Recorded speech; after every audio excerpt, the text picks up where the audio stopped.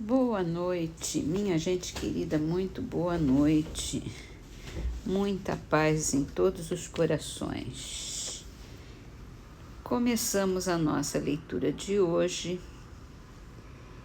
com o livro Minutos de Luz, de Pastorino, psicografado por Ariston Teles.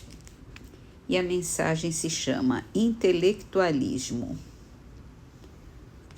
O cérebro nunca deve funcionar dissociado do coração. Um precisa do outro, é a lei do equilíbrio. Sentimento sem o controle da razão se transforma em sentimentalismo, pieguice, puritanismo. Da mesma forma, o intelecto, longe dos sentimentos de humildade e amor, se converte em mero intelectualismo, intransigência, pedantismo. O cérebro não deve ser apenas depósito de informações. Ao invés disso, deve ser uma lâmpada, a irradiar a suave claridade do entendimento. Dê o melhor alimento ao seu intelecto, estudando sempre tudo aquilo que contribua para o seu desenvolvimento espiritual. Sua mente deve ser instrumento de trabalho e paz, em favor de todos. Muito lindo isso.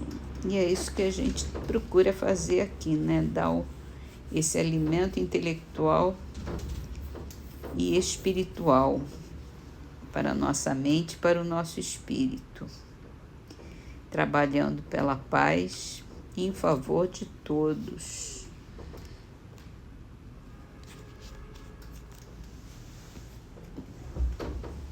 E aí nós vamos para o Livro dos Espíritos, uma pergunta bastante interessante. Como se explica a vida intrauterina? Lembrando que a gente está falando sobre a reencarnação, mais especificamente sobre a união da alma com o corpo. E ele responde: é como a planta que vegeta. A criança vive uma vida animal.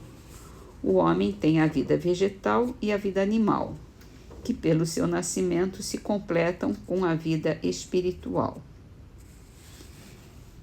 Vegetal é o corpo, animal é o espírito, que é a vida espiritual que une as duas, né? A gente lembra que quando ele fala em vida vegetal, se a gente comparar com uma planta, ela está quietinha, mas está o tempo todo viva, progredindo, crescendo, se desenvolvendo, e assim também é o feto durante a gestação. Lembrando, como a gente falou ontem, na pergunta de ontem, sobre o estado do espírito durante a gestação, que ele fica em processo de união, mas a maior parte do tempo ele está em processo de perda de consciência. Não, pelo que eu tenho estudado, apenas os espíritos mais desenvolvidos, mais adiantados, eles conseguem ter uma certa independência daquele estado. Pode ter mais consciência de si mesmo.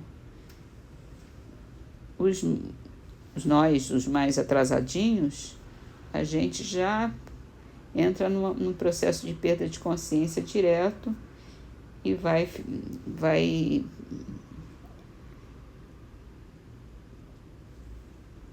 cabendo naquele corpinho, naquele bebê que vai nascer, né? Aquele corpo diminuto em relação ao nosso espírito. E vai formando o perispírito. Aí eu já não sei mais nem fazer considerações. Tem que estudar mais. Então, vamos para o livro O Evangelho segundo o Espiritismo, com mais uma mensagem dos Espíritos no capítulo Sede Perfeitos. Essa mensagem é assinada por Jorge, Espírito Protetor, e foi transmitida em Paris em 1863. Cuidar do corpo e do espírito. A perfeição moral consiste na maceração do corpo? Para resolver essa questão, me apoiarei em princípios elementares e começarei por demonstrar a necessidade de se cuidar do corpo, que, segundo as alternativas de saúde e de enfermidade, influi de maneira muito importante sobre a alma, que cumpre se considere cativa da carne.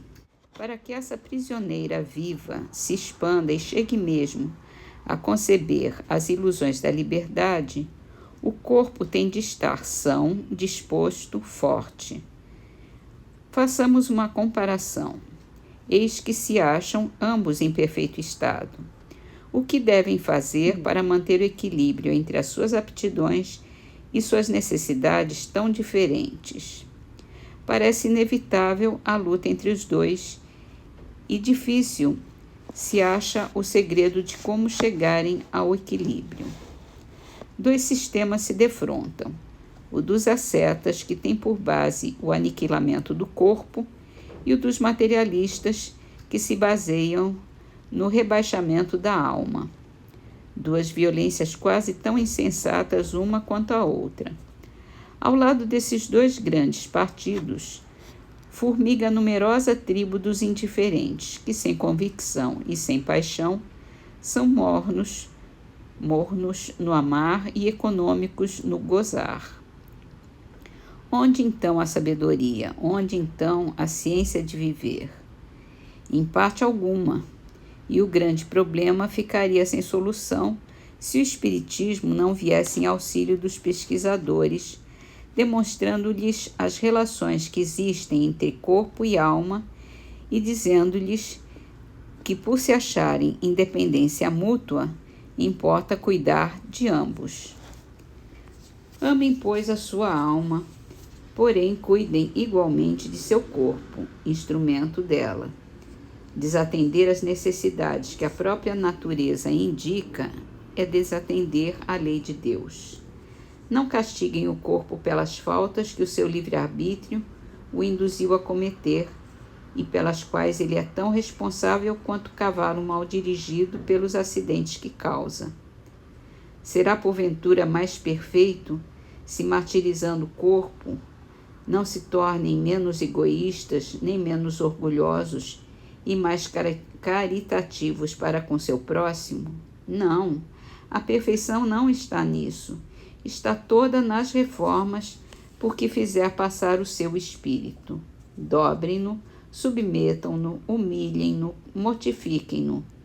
Esse é o meio de torná-los dócil à vontade de Deus e o único de alcançar a perfeição.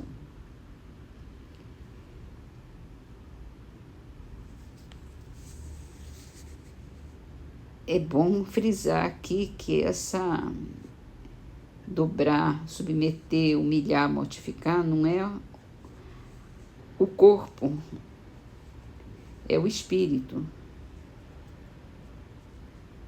O espírito é que tem que se submeter às vontades de Deus, se dobrar aos acontecimentos, sofrer, né?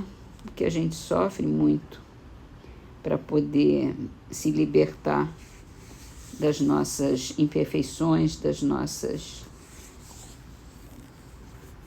vícios, do nosso egoísmo. E essa humilhação é para a gente aprender a grandeza, a sermos mais iluminados, porque a humilhação parece para nós assim um morticínio, mas é quando a gente toma consciência da nossa pequenez, do que somos, de como somos pequenos diante de Deus. Essa é a nossa humilhação, que a gente se acha muito maior do que a gente realmente é, né? Muito orgulho, muita vaidade, totalmente vãs. Pois é, vamos cuidar do corpo e do espírito. E assim vamos terminando as nossas leituras com a Trova para Jesus, assinada por Alceu Vamosi, está no livro Orvalho de Luz, psicografado por Chico Xavier. Diz assim: definição de Jesus: debalde estudo e medito, um pobre raio de luz nada sabe do infinito.